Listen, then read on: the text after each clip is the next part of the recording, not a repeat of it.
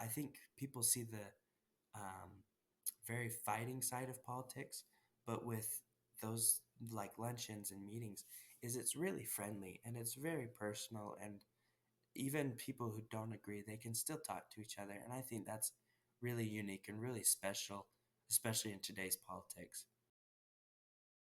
Honestly, I don't care what party you are. Even if you're in my party, is I will 100% say that we need to vote you out if that's how you're going to act. If you're going to, I'll hear from you next November. I don't want you in that. I don't want you in any elected position. As you need to be engaging with people, you need to be reaching out to people, and especially people you don't agree with. I think I think you should go to those doors. And for example, with yours in West Valley, is I would 100% say I don't know what the rep is, but I would 100% say they need to go and they need to shake hands. They need to go visit. They need to go knock those doors and they need to say hi. And if they can't speak English and if they can't speak Spanish, bring an interpreter. That's how important those people should be to you because they're not just votes, they're people. Um, honestly, the number one that comes to mind is for sure, the number one. I know there's more, but the number one that's kind of just beating up my head is this recent bill that Trevor Lee made about the only American flags allowed in schools. And what was interesting was when I brought it up to people that I was going down to speak on it, because Trevor Lee's a really good friend of mine, and he asked me to go down and speak on it. Is it was really interesting to me as I brought it up with people. They were like, "Well, is that not already a law?" And I'm like, no. And so there were a lot of people, there was a lot of mixed. It was a lot of people who were like, well, I thought that was already a law, or that should be a law. But that was one that we definitely got pushback over. And I understand the reasoning for the pushback was they believed that it was just to target gay flags, but it was to target all of them. It was banning of Trump flags in schools. It was the banning of police flags in schools. It was making it that only the American flag and the state of Utah flag were flown in the schools because schools shouldn't be a political place. It shouldn't be somewhere that someone feels they're getting something shoved down their throats. They got 12 years of peace that they need to enjoy. Once they get out of high school, promise you, the political world will come shove something down your throat. So don't worry about showing or expressing your opinion those 12 years. Take that breath and enjoy it while you have it. It's been pretty much just a handful of responses. One, it's absolutely ridiculous that the state banned flavored vape.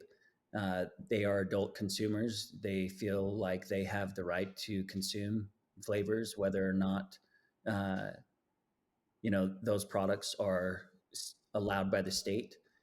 They're going to continue to consume those products. We've had many customers already share with us that they are driving across state borders and purchasing in bulk and bringing those products back into the state. They are purchasing these products online, as there are many websites that still ship within or ship to the state of Utah. And then you also have something that I vocalized from the very beginning, black market.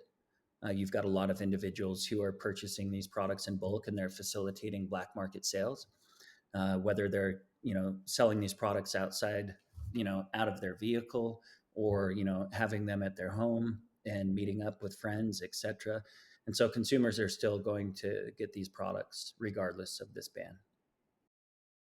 For example, the Salt Lake County Health Department in 2023 conducted hundreds of compliance checks on both general retailers like Maverick, Chevron, and those businesses failed at over 10% when it came to underage sales.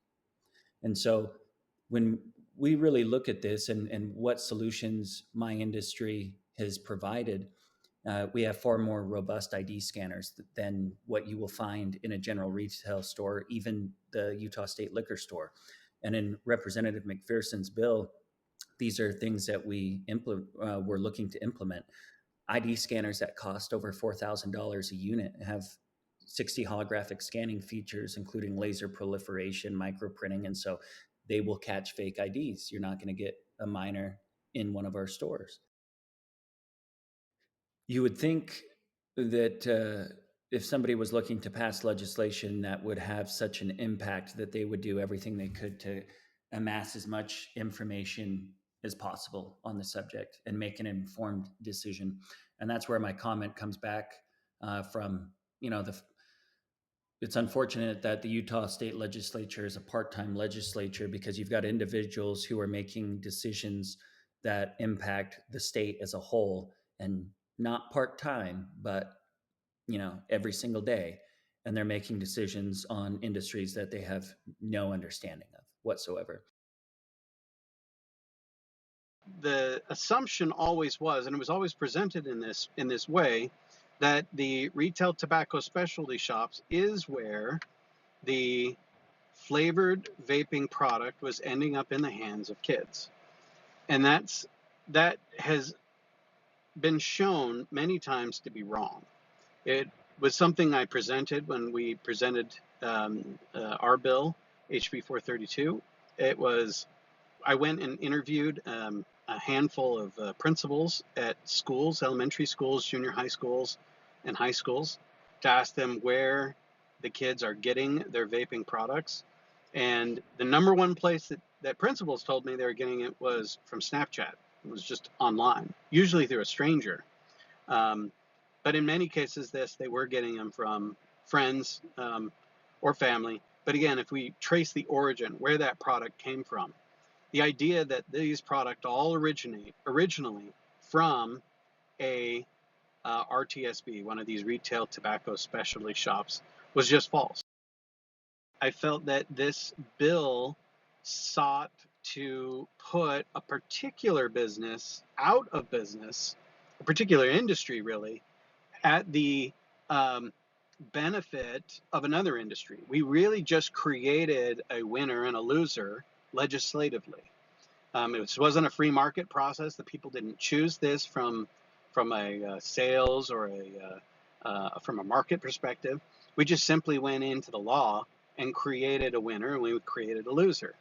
And I felt like that was extremely contrary to, especially a Republican and a conservative like myself, to how I believe the state should operate and how state power should operate. I don't personally blame any legislator who voted against my bill. I think that they're wrong. I don't think any of them were personally motivated by greed or by the tobacco industry, but many of them I think were fooled, and I think that's been kind of the problem. There were a lot of people that just, their intentions were pure. They had these desires to do such, and they had set in their minds that what they were doing was right, and they couldn't listen to another alternate position. Now, many of them did, and I'm grateful for that. And I'm grateful I had a chance to finally present the bill on the House floor despite a lot of challenges. But at the end of the day, I think that many legislators still believe that this is the best approach to take to prevent kids from having access to these products. And I think that we're going to find ourselves, I'm pretty confident that we're going to find ourselves back in legislation in the next 2 to 3 years, probably fixing what SB 61 left behind. We are first and foremost subject to state statute and state code. So we have a 5-member board as directed under state code. However, the final oversight comes back to the legislature and to the governor.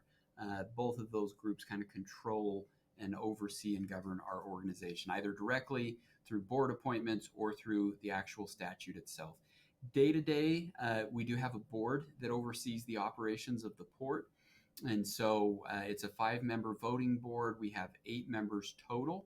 And ultimately, regulatorily, we fall under the state's purview, but we also have significant internal policies and other regulatory features that we have to follow to ensure we're abiding by not only the law, but also good governmental practices. We've got a lot of limitations, and I think there are people who feel like we're a very broad development organization, but as I mentioned, we don't have land use authority or zoning permitting.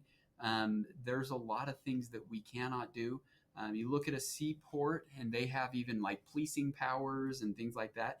We do not have any of those. Ours is more of a financial construct.